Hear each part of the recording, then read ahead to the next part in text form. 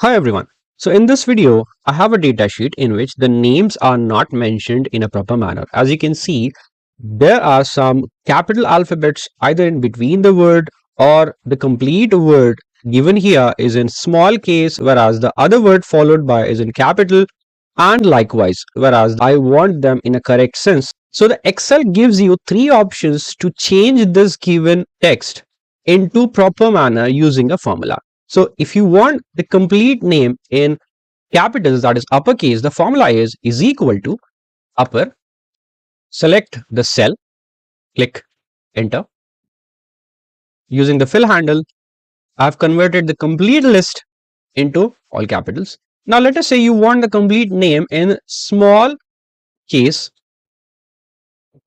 is equal to lower, select the cell, close the bracket. Using the fill handle, double click.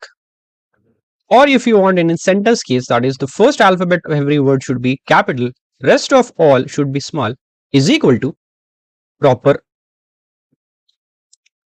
Select the cell number.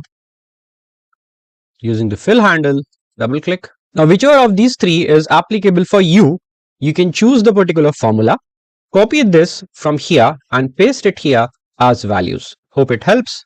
Thank you everyone.